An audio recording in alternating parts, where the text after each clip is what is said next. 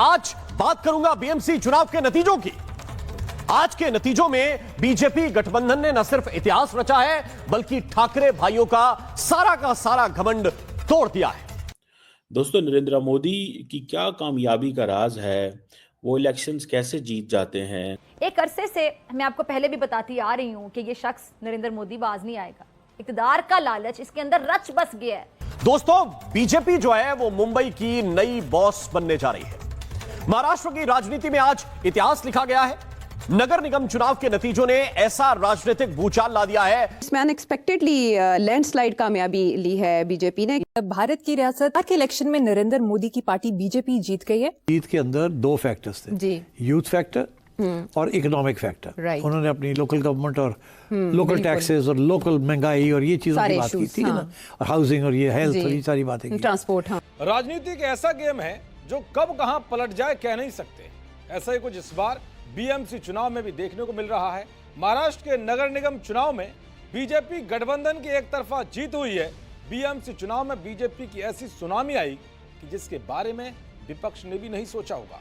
अब केंद्र और राज्य के बाद देश की सबसे अमीर नगर पालिका यानी बीएमसी में भी ट्रिपल इंजन की सरकार की एंट्री हो गई है। बीजेपी 45 साल में पहली बार बीएमसी में सबसे बड़ी पार्टी बनकर उभरी है। ये चुनाव ठाकरे परिवार के लिए सबसे बड़ा झटका साबित हुआ है। 25 साल का वर्चस्व अब खत्म हो गया है। हैरानी की बात तो यह है कि 20 साल बाद राज ठाकरे और उद्धव ठाकरे का साथ आना भी जनता को प्रभावित नहीं कर पाया।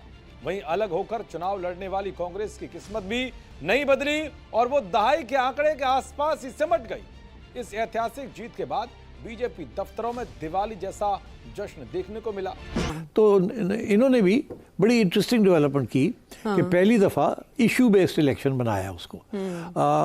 इन्होंने वहाँ महंगाई की बात की, इन्होंने ये पैसे वैसे बांटे, इन्होंने जो लोअर कास्ट के लिए फैसिलिटीज क्रिएट की और इकोनॉमिक रिफॉर्म्स की बात की, जिसकी बेहतरी जो है वो आम आवाम के लिए। तो इन्होंने इकोनॉमिक एजेंडा लिया।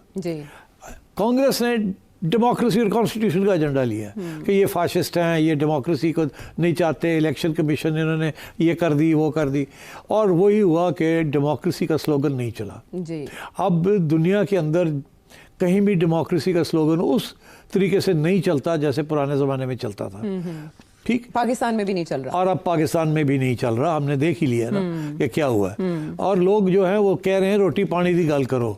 इवन इन एडवांस कंट्रीज रोटी पानी की बात करें। तो ये जो है ना, बीजेपी ने बहुत सोच के साथ अपना एजेंडा सारा शिफ्ट कर दिया। हिंदुत्व के ऊपर भी उन्होंने इस दफा जोर नहीं डाला। Basically they worked on economics. अच्छा। और इसी तरीके के साथ Congress didn't work on economics. उन्होंने कॉन्स्टिट्यूशन, रिगिंग, वो मैं बात करते हैं आगे। उनके जो इल्जाम है उनमें से काफी उनमें वजन है।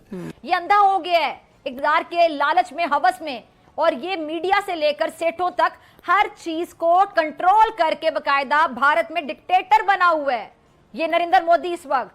और मैं तो मेरे ख्याल से इसको फ्रॉडिया अगर कह दूं तो बिल्कुल गलत नहीं हो गए। दौरे हाजिर का सबसे बड़ा फ्रॉडिया है। इलेक्शंस हो रहे हैं, उसमें मैंने देखा है कि उनकी पार्टी और बड़ी क्लैरिटी है कि नरेंद्र मोदी जो है और उनकी पार्टी जो है, ये एक समझ लें कि बड़ा मुश्किल चीज़ थी। सो ये कहा जाता है कि ये जो इलेक्शन है ये बड़ा इम्पोर्टेंट था कि इसमें इज़्ज़त बेइज्जती का मसला होता है हमारे south Asia, India, Pakistan, Bangladesh, Indian area के अंदर ना, कि जी बीजेपी का इज़्ज़त बेइज्जती का मसला है। कांग्रेस तो खैर बाहर थी सारी गेम में, लेकिन वो अपनी बेस से ही हार गए। ठीक है ना जी। और देखें, जब से नरेंद्र मोदी पावर में आए हैं 2014 में, ठीक है जी। सो आप इसी से अंदाज़ा लगा लें ये इस चीज़ को। एक तो ये चीज़। अब क्वेश्चन ये है कि ऐसी क्या, हमें उसको लफ्ज़ नहीं बोलना चाहिए लेकिन मैं बोल लेता हूँ just to enhance your vocabulary. हमारे पंजाबी में कहते हैं ऐसी क्या गिदड़ सिंगी है कि मोदी साहब जो है वो हमेशा जीत जाते हैं। और ये जो इन्होंने किया है इसकी क्या लॉजिक है, ठीक है ना जी।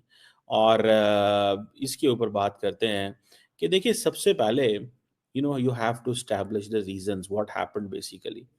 नॉर्मली होता क्या है, ठीक है, इतना कोई साम काम तो नहीं है। होता क्या है, लेकिन एक लफ्ज होता है उसे बोलते हैं एंटी इनकम्बेंसी फैक्टर।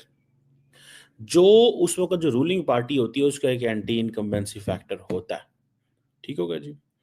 अब ये सारी की सारी जो बात है इसको समझने की जरूरत है। एंटी इनकम्बेंसी फैक्टर होता है। अब इसमें आप देखें कि एक तरफ हम ये देखते हैं कि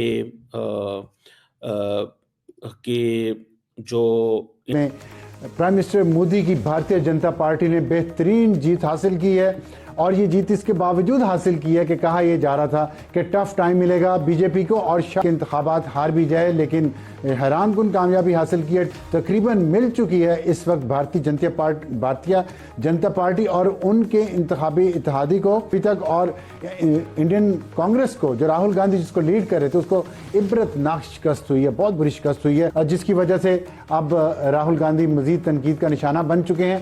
पहले लग ये रहा था कि उन्होंने जो वोटर फ्रॉड की बात की थी और उन्होंने रिगिंग के इल्जाम भी लगाए हैं इस इंतखाबात में, लेकिन इतनी ज़्यादा रिगिंग नहीं हो सकती। बहुत बड़ी कामयाबी और इसके बहुत दूर असरात होंगे इंडिया की सियासत पे। मोदी इस वक्त इंडिया के सबसे ताकतवर लीडर के तौर पे उभरे हैं। उनके पास वक्त है कि वो अपनी इस ताकत को इस खित्ते की, इंडिया के अवाम की बेहतरी के लिए भी इस्तेमाल कर सकते हैं और उनको मजीद जंगों में भी उलझा सकते हैं। ये फैसला करना 75-76 साल मोदी साहब के हाथ में है। नमस्कार दोस्तों, जय हिंद। दोस्तों, पीएम मोदी का जीत का रिकॉर्ड ख़त्म नहीं हो रहा है। जीत के बाद जीत और एक जीत के बाद दूसरी जीत। दोस्तों, ये भारतीय जनता पार्टी को इस तरह का प्यार देख पाकिस्तानी मीडिया चीख रही है कि आखिर पीएम मोदी के पास ऐसी कौन सी ताकत है जिसकी वजह से वो कोई इलेक्शन हार नहीं रहे हैं और जीत के बाद जीत करते चले जा रहे हैं। और हम लोग यहाँ पर बैठकर बोलते हैं कि पीएम मोदी अनपॉपुलर हो गए हैं भारत में, लेकिन ऐसा वहाँ पर कोई दिखाई नहीं दे रहा। और वहीं दोस्तों, जिस तरह से इनके छाती पीटना शुरू हुआ है ये देखकर काफ़ी अच्छा लगता है कि किस तरह से पाकिस्तानी मीडिया भारत की पीएम मोदी की हार की दुआ मांगता है कि ताकि अगले सुबह हेडलाइन बनाया जाए कि पीएम मोदी का पॉपुलैरिटी ख़त्म हो रहा है और वो भारत में अनपॉपुलर लीडर हो गए हैं। दोस्तों, वीडियो पसंद है तो वीडियो को लाइक करें, शेयर करें और चैनल को सब्सक्राइब करें। बाला साहब का नाम रहा, ना पार्टी का सिंबल रहा, ना पार्टी का नाम रहा, ना राज्य रहा, और अब म्युनिसिपल कॉर्पोरेशन भी हाथ से चली गई। ये होता है बंदरबाट और गलत महत्वाकांक्षा रखना। बंदरबाट की कहानी सुनी है ना कि दो बिल्लियों में रोटी के लिए लड़ाई हो रही थी, तो एक चतुर बंदर आया, उसने कहा मैं आधा आधा बंटवारा करवा देता हूं। कभी कहता था रोटी इधर ज्यादा हो गई, कभी कहता था रोटी इधर ज्यादा हो गई। जो काटता था वो खा लेता था, बाद में बिल्लियों को पता चला कि तो ये पूरी रोटी खाकर चला गया।